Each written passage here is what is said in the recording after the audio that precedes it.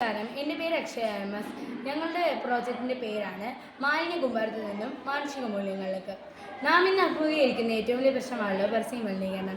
ജനസംഖ്യാവർദ്ധനവും നഗരവൽക്കരണവും fast food സംരക്ഷണവും എല്ലാം നമ്മുടെ നാടിനെ മാലിന്യ കൂമ്പാരമാക്കി മാറ്റാൻ കാരണമായി.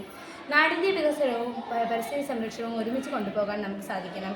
പ്രകൃതിയിലുണ്ടാകുന്ന ഏതൊരു അസന്തുലിതാവസ്ഥയെയും സമ്പൂർണ്ണമാക്കാൻ നമ്മളെ കൊണ്ട് സാധിക്കണം.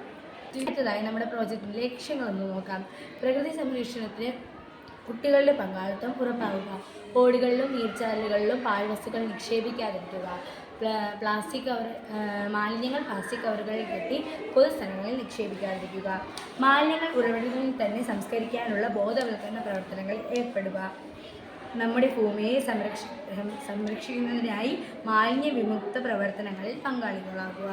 സർവേ ഫോം നോട്ടീസ് തയ്യാറാക്കി അത് ഞങ്ങളുടെ സ്കൂളിൽ പഠിക്കുന്ന 40 കുട്ടികൾക്ക് കുട്ടികളുടെ വീട്ടിൽ ചെന്ന് ഇതിനെക്കുറിച്ചുള്ള പ്രാധാന്യത്തെക്കുറിച്ച് പറഞ്ഞ് മനസ്സിലാക്കുകയും ഈ സർവേ ഫോം പൂരിപ്പിക്കുകയും ചെയ്തു.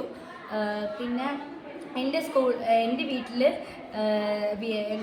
ബയോബിന്നുണ്ട്. ഞാനതിലാണ് വേസ്റ്റും കാര്യങ്ങളെല്ലാം ഇടുന്നത്. പിന്നെ ഞാൻ എൻ്റെ അയൽപക്കത്തുള്ള ആൾക്കാരുടെ അടുത്ത് ഈ ബയോബിൻ്റെ ഉപയോഗങ്ങൾ പറഞ്ഞ് മനസ്സിലാക്കുകയും അവരങ്ങനെ ബയോബിൻ ഉപയോഗിച്ച് തുടങ്ങുകയും ചെയ്തിട്ടുണ്ട്. പിന്നെ നമ്മുടെ സ്കൂളിൽ ഒരു ബയോ പാർക്ക് നിർമ്മിച്ചിട്ടുണ്ട്. അതിൻ്റെ ഉദ്ഘാടനം കഴിഞ്ഞിട്ടില്ല, ഉടനെ തന്നെ കഴിയുന്നതായിരിക്കും.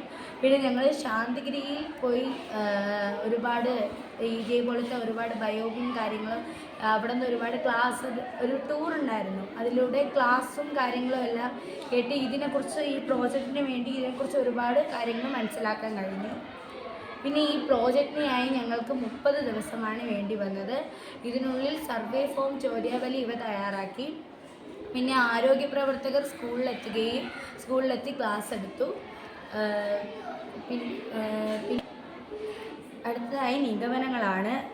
മാലിന്യം നമ്മുടെ ശത്രുവല്ല, നമുക്ക് അവയെ ഉപയോഗപ്രദമാക്കി മാറ്റാൻ സാധിക്കും. ഭൂമിയിൽ നിന്നുണ്ടായ ഭൂമിയിലേക്ക് എന്ന ആശയം ലക്ഷ്യമാക്കി നാം പ്രവർത്തിക്കണം. സർവേ, സെമിനാർ, ബോധവൽക്കരണ ക്ലാസുകൾ തുടങ്ങിയ പ്രവർത്തനങ്ങളിലൂടെ സമൂഹ ജീവിത ശൈലിക്ക് മാറ്റം വരുത്താൻ കഴിയും. പിന്നെ മാലിന്യങ്ങൾ ഉറവിടങ്ങളിൽ തന്നെ സംസ്കരിക്കണം, എങ്കിൽ മാത്രമേ മാലിന്യം നിയന്ത്രണം വിധേയമാകൂ.